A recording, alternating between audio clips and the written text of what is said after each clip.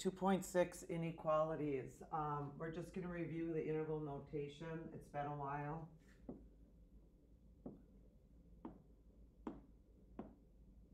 Zero, let's make 2, open circle going to the right.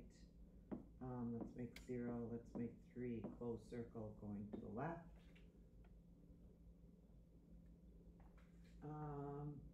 Let's make 0, let's make 2, let's make a -1, open circle going to the left, closed circle going to the right, and let's make 2 and -3, open, close, coming together. Okay, so from Algebra 2, the answer to this one is what's shaded. So an open circle, remember, is a parenthesis.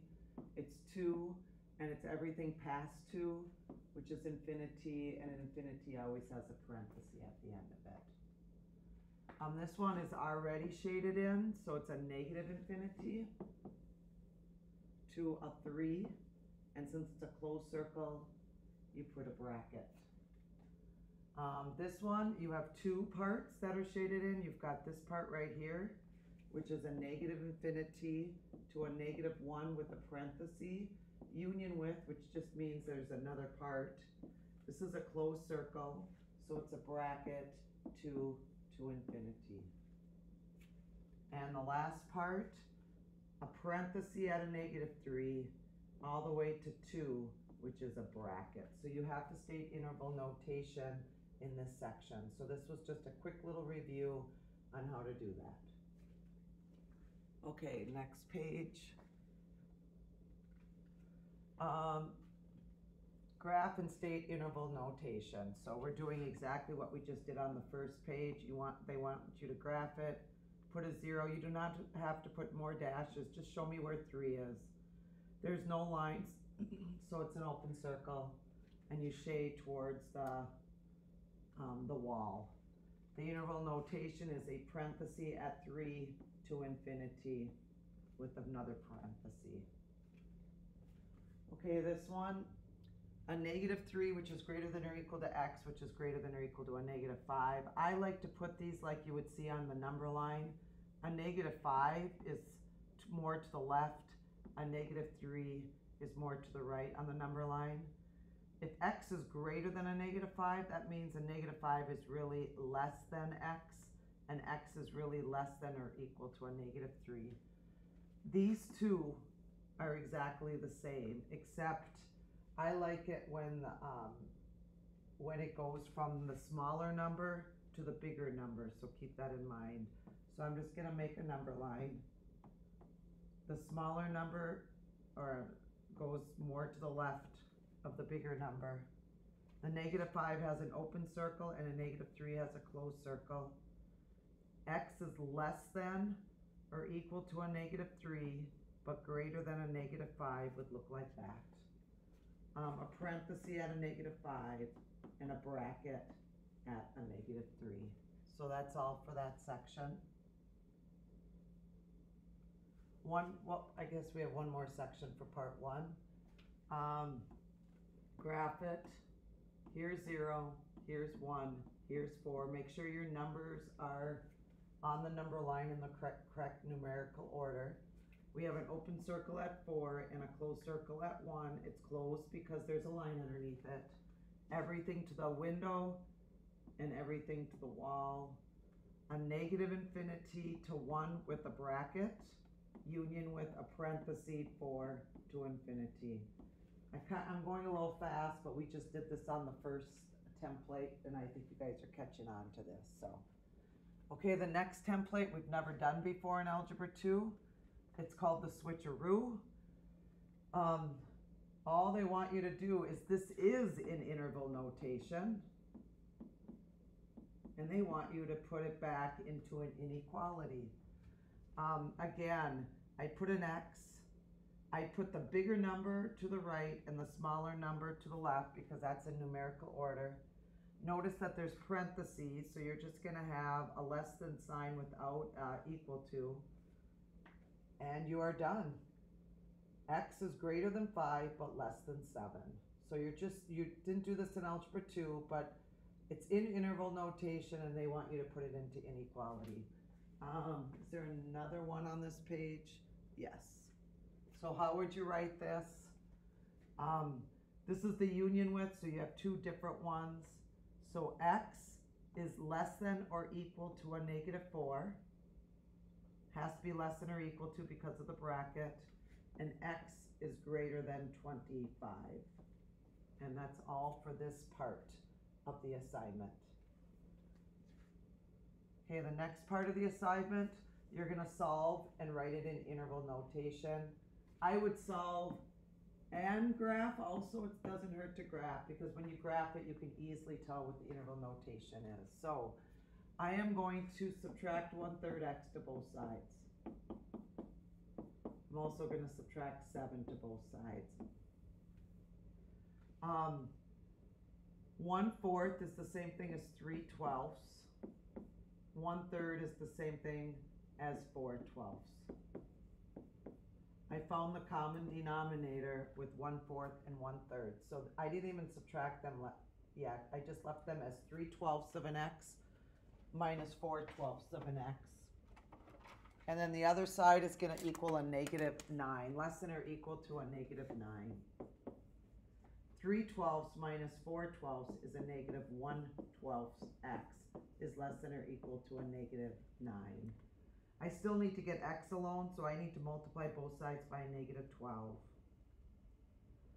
X, since I multiplied or divided, I'm going to multiply by a -12 in order to get the x alone. I multiplied or divided by a negative number. You got to remember on the ACTs to switch your sign. 108. I like graphing it. It doesn't say to do that, but I'm going to do it anyway. Here's 0. Here's about 108. Do you like that? I didn't write all those dashes. I know I have a closed circle at 108, and I know I'm going to the right. A bracket at 108 to infinity. They want you to state the interval notation.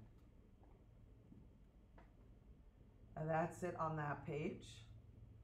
Okay, the next page is to break it up. Again, I don't like the way they wrote it in the book, so I'm going to rewrite it. 6 minus 5x over 3, and you need two of them. 6 minus 5x over 3. The middle part has to be written twice. I'm going to put the 5 and the 2. You need to be between 2 and 5, so you need to be less than 5 but greater than 2, because this is between 2 and 5. So if you look, here's 0, here's 2, and here's 5. You need to be between these two. So you need to be less than 5 but greater than 2. And now you're going to multiply both sides by 3. Multiply both sides by 3. Now I'm going to subtract 6 to both sides.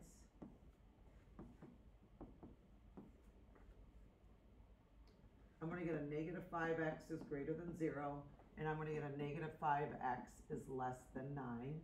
I divided both sides by a -5, divide both sides by a -5.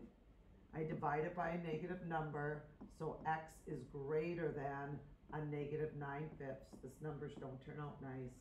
X is less than 0. I have to switch my signs because I divided by a negative number.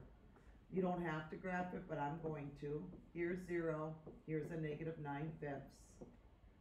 The -9/5 is going, it's an open circle. 0 is an open circle.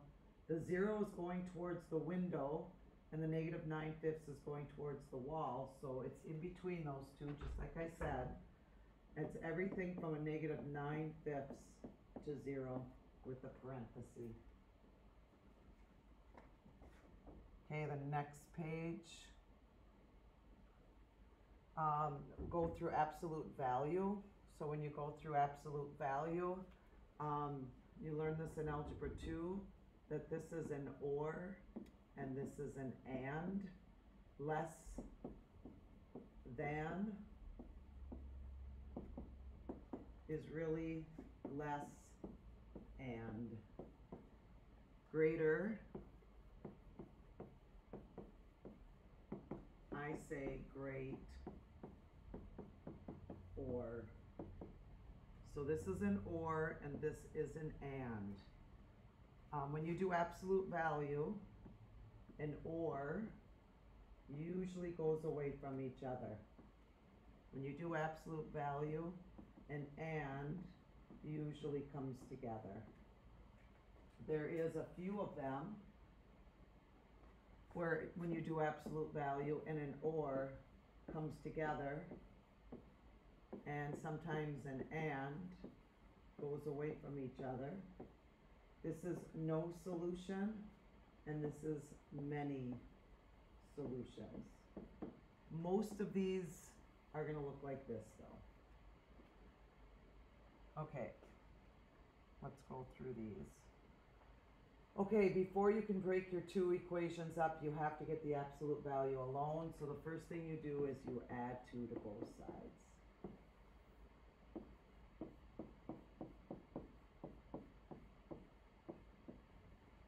Notice I added 2 to both sides. Now I'm going to divide by 2. Okay, so I got the absolute value alone. You have to do that first. This is a greater absolute value sign with a greater, so we know I'm doing an OR problem. And 99% of ORs go away from each other. So let's see if this OR goes away from each other. One is going to be a negative 11 minus 7x is greater than 6. The other one's going to be a negative 11 minus 7x is going to be less than a negative 6. You always, whenever you do absolute value, you have 2 equations. Okay, I'm going to add 11 to both sides.